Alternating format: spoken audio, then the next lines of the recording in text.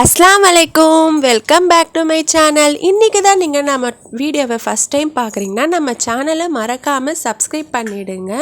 வாங்க இப்போ நம்ம வீடியோக்குள்ளே போகலாம். இந்த பீட்ரூட் பிடிக்காதவங்க கூட இந்த மாதிரி செஞ்சு சாப்பிடும்போது நல்லா விரும்பி சாப்பிடுவாங்க.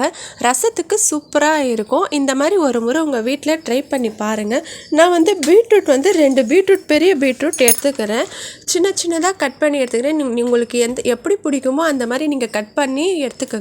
இது நல்லா தண்ணியில் போட்டு கழுவி எடுத்துக்கோங்க.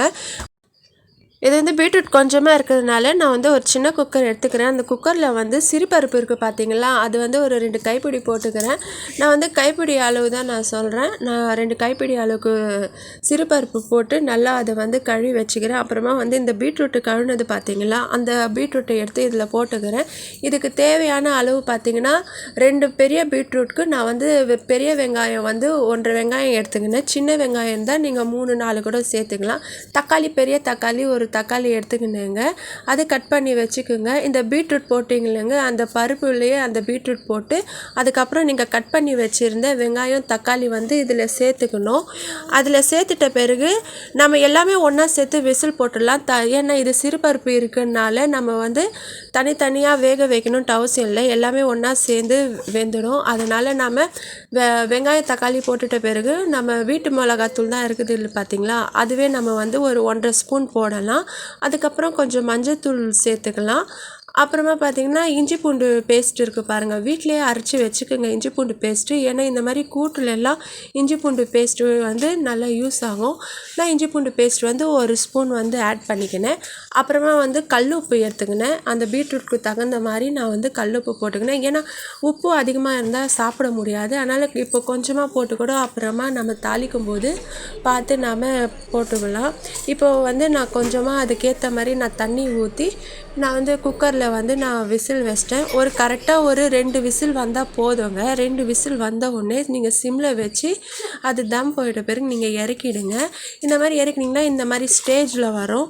இந்த மாதிரி ஸ்டேஜ் வரும்போது தண்ணியாக இருந்தால் கூட அது சுண்டி இதுவாகிடுங்க. நம்ம 3-4 விசில் விடும்போது அந்த பருப்பே தெரியாமல் ரொம்ப குழன்னு ஆகிடும். பீட்ரூட் கூட ரொம்ப வெந்துடும்.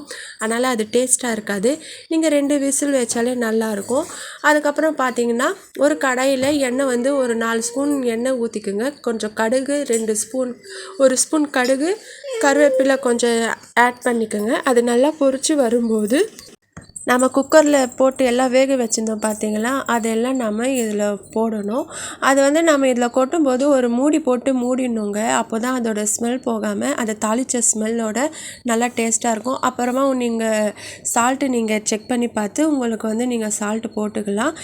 இது இப்படியே கூட நீங்கள் சாதத்தில், வெறும் சாதத்தில் சூடாக இருக்குது பாருங்கள், அந்த சாதத்தில் பிசைஞ்சு சாப்பிட்லாம். ரொம்ப டேஸ்ட்டாக இருக்கும். அப்படி இல்லைன்னா கூட கொஞ்சம் கெட்டியாகிக்கிட்டு நீங்கள் கூட்டு மாதிரி நீங்கள் குழம்புக்கு இல்லை ரசத்துக்கு செஞ்சு தொட்டுன்னு சாப்பிட்லாங்க. டேஸ்ட்டு சூப்பராக இருக்கும். பிடிக்காதவங்க கூட ஒரு முறை இந்த மாதிரி சாப்பிட்டா ரொம்ப விரும்பி சாப்பிடுவாங்க.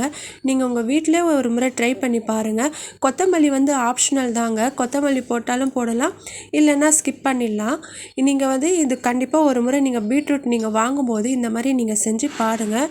இது உங்களுக்கு ரொம்ப பிடிக்கும். அது மட்டும் இல்லாமல் சின்ன பசங்க கூட நல்லா விரும்பி சாப்பிடுவாங்க. இது கலர்ஃபுல்லாக இருக்கிறதுனால நீங்கள் லஞ்ச் பாக்ஸ் கூட நீங்கள் இந்த சாதம் நீங்கள் அப்படியே பிசைஞ்சு கொடுத்துடலாம். சூடான சாப்பாடில் நல்லா அருமையாக இருக்கும்.